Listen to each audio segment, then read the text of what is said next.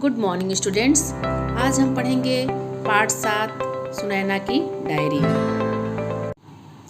प्रस्तुत पाठ डायरी विधा में लिखा गया है। डायरी क्या होता है, पहले हम इसके बारे में जानते हैं। डायरी जो शब्द है वो इंग्लिश का वर्ड है। इसको हिंदी में दैनिकी या दैनंदिनी कहते हैं। जो व्यक्ति डायरी लिखता है वह रोज़ की होने वाली घटनाओं का एक ब्यौरा लिखता है। डायरी क्या होता है, जो बात किसी से भी नहीं कही जा सकती है वो डायरी में लिखी जा सकती है। डायरी जो है अंतरंग, विशिष्ट और भरोसे का मित्र है। यह अंतर मन की अभिव्यक्ति है, यानी कि हमारे जो अंतर, हमारी आत्मा जो कहती है, जो सोचती है, वो हम उसमें लिख सकते हैं। डायरी अंतरात्मा को सुनने वाली प्रथम पाठक है। जो व्यक्ति अपनी बात किसी से नहीं कह पाता है वह अपनी बात को डायरी में लिखता है।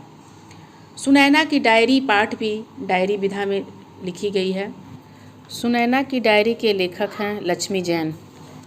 सुनैना की डायरी में लेखक ने बताया कि सुनैना का स्वभाव कैसा था। उन्होंने बताया है कि सुनैना स्वयं बहुत सुंदर होने के कारण सुंदर वस्तुओं व व्यक्तियों को ही अपना समझती थी। वह आसपास सदैव सुंदरता का बनावटी घेरा बनाए रखती थी, जिसे उसके दादाजी ने तोड़ा। उन्होंने उसका सच्चाई से सामना कराया तथा सभी के लिए उसके मन में प्रेम की भावना व सहृदयता का भाव जगाया। इसमें 3 पात्र हैं। पहली पात्र है सुनैना, जो इसकी मुख्य पात्र है। दूसरे पात्र हैं सुनैना के दादाजी और तीसरी पात्र है बिल्ली, जिसका नाम कैटी रहता है। अब मैं सुनैना की डायरी का सारांश बताऊंगी। सुनैना एक ऐसी लड़की है जो सुंदर होने के साथ साथ सुंदर व्यक्तियों, वस्तुओं को ही अपना समझती है।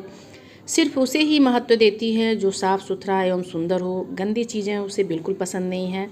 वह ऐसी लड़की है जो अपने आसपास सुंदरता का एक बनावटी घेरा बनाए रखती है। सुनैना 5 अगस्त के बारे में अपनी डायरी में लिखती है कि वह रोज़ की तरह सज संवर कर विद्यालय जाती है। उसे सजना संवरना पसंद है। उसके जूते, बैग, खिलौने, कपड़े, उसकी जो भी वस्तुएं हैं वो सभी साफ़ सुथरे व सुंदर तरीके से वो रखती है। सुनैना ने कक्षा में अपने मित्र भी उसी प्रकार से बनाए हैं, जो देखने में सुंदर हों, देखने में अच्छे हों, और अपनी इसी आदत के कारण वह कम ही लोगों में घुलती मिलती है। और उसकी जो सहेलियां हैं वह भी उसके इस काम के लिए उसकी तारीफ़ करती रहती हैं। स्कूल में उसके बहुत सारे मित्र हैं, लेकिन घर में उसके दादाजी ही उसके अच्छे दोस्त हैं। वह हर शाम बगीचे में घूमने जाती है, जहां दादाजी जंगली बिल्लियों, कुत्तों आदि का घर का बचा हुआ खाना खिलाते हैं। आज भी वह बगीचे में गए थे और बड़ी देर तक बैठकर वहां पर दादा और पोती दोनों आपस में बैठ कर के गपशप करते हैं। 8 अगस्त के बारे में सुनैना अपने डायरी में लिखती है कि 8 अगस्त की शाम को उसकी सहेली सीमा और उसकी मम्मी उसके घर आए, जिसके कारण वह दादाजी के साथ बगीचे में नहीं जा सकी। बगीचे से लौटते समय दादाजी अपने साथ एक बिल्ली लेकर आते हैं जो बुरी तरह से घायल थी। दादाजी बिना कुछ बोले ही घर के नीचे बने तहखाने में चले जाते हैं। उसके बाद सुनैना भी उनके पीछे पीछे उस तहखाने में जाती है, जहाँ अक्सर दादाजी वहाँ पर अपना समय गुजारते हैं। यहाँ पुरानी किताबें, समाचार पत्र, पुरानी तस्वीरें और जाने ऐसी कितने सामान यहाँ रखा हुआ है। दादाजी उस बिल्ली के जख्मों को धोकर मरहम पट्टी करने लगते हैं और सुनैना जो है दूर से दादाजी के उन सभी क्रियाकलापों को देखती है। वह बिल्ली जो है खून से लथपथ थी, उसे काफ़ी चोटें आई थीं। वह देखने में बहुत ही बदसूरत, यानी कि बहुत ही खराब दिख रही थी। बिल्ली की इस दशा को देखकर सुनैना जानना चाहती थी कि उसे क्या हुआ है। दादाजी ने बताया कि किसी कार के नीचे आने के कारण उसकी यह दुर्गति या दशा हुई है। बिल्ली को जो चोट लगी थी उसके घाव से सुनैना को बदबू जैसा महसूस हो रहा था। ऊपर से उसके जो जख्म लगे थे उन पर जो दवाइयाँ लगी थी वह सुनैना को बहुत विचलित कर रही थी। वह हल्दी वाला दूध लाने के बहाने रसोई घर की तरफ चली जाती है। वहाँ जाकर वह चैन की सांस लेती है, क्योंकि वह तहखाने में जो भी बिल्ली का चोट वह उसको देखकर बर्दाश्त नहीं कर पा रही थी, इसलिए वह दूध लाने के बहाने वहाँ से बाहर निकल आती है। यहाँ पर तहखाने शब्द का अर्थ है ज़मीन के नीचे बना कमरा, जिसको तहखाना बोलते हैं। 9 अगस्त के बारे में सुनैना अपनी डायरी में लिखती है कि वह बिल्ली को देखकर इतनी परेशान हो जाती है।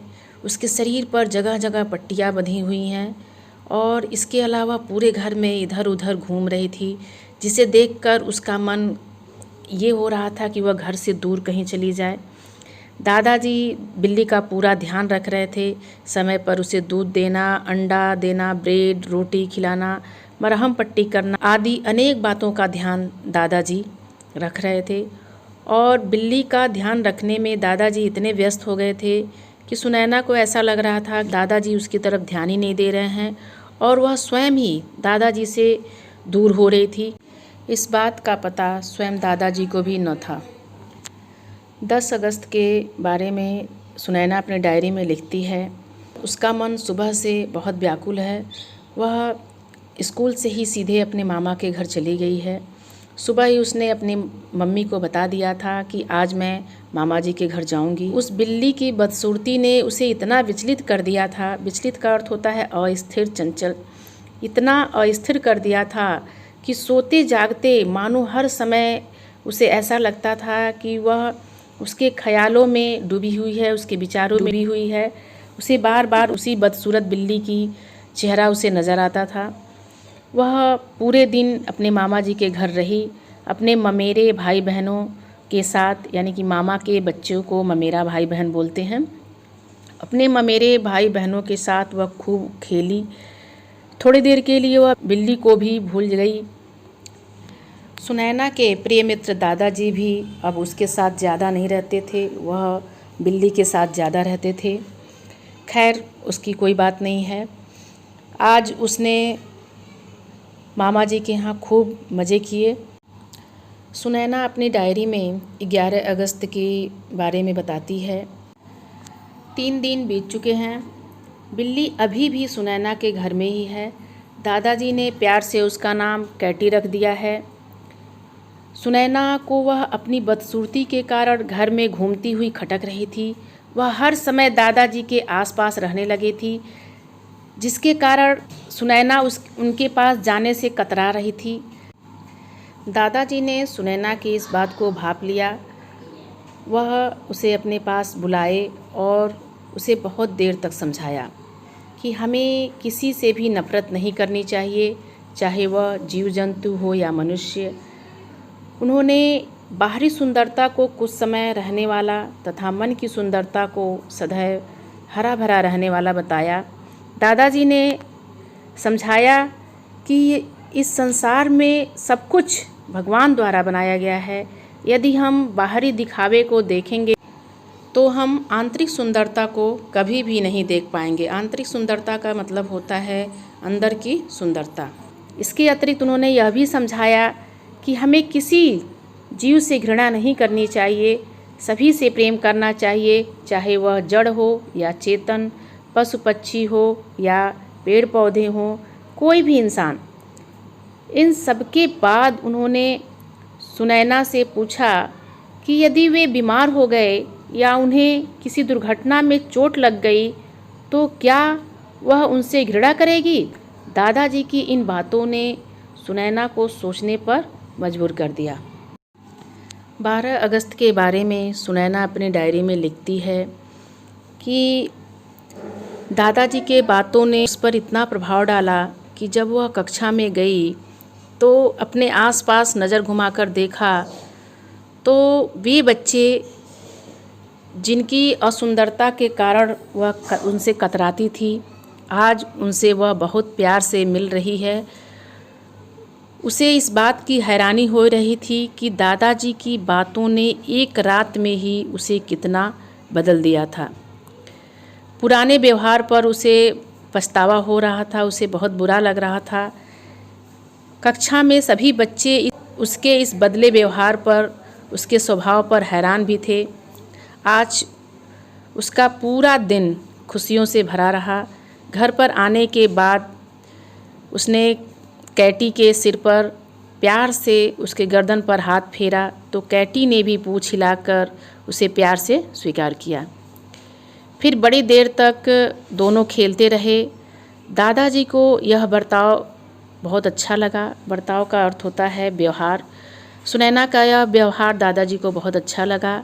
सुनैना भी अपने इस बदलाव को काफ़ी अच्छा महसूस कर रही थी।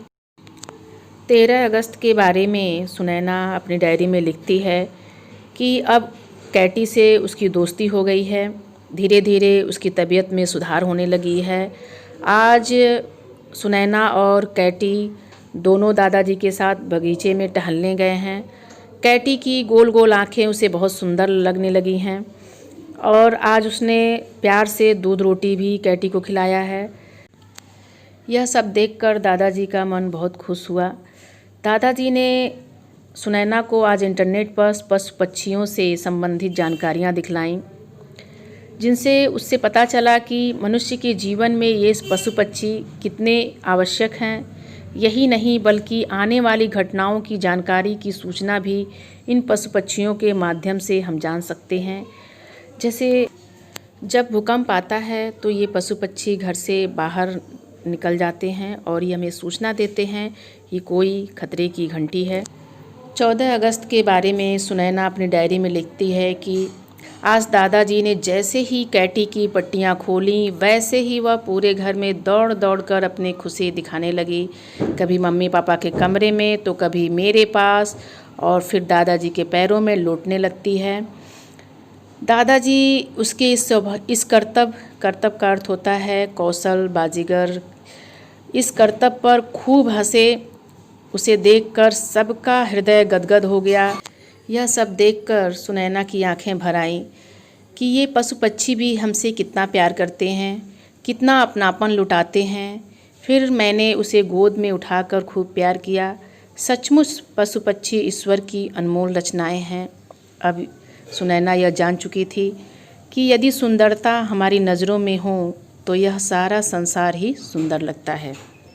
अंततः सुनैना को इस बात का पता चल चुका था कि जो सुंदरता होता है वह सिर्फ आंतरिक होता है, बाहरी दिखावे से इसका कोई मतलब नहीं है।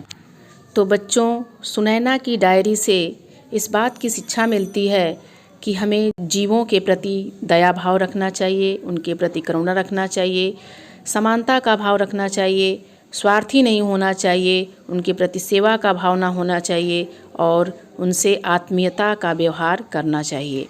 आशा करती हूँ कि सुनैना की डायरी आपको अच्छी लगी होगी, उसका सारांश आपको समझ में आ गया होगा। धन्यवाद।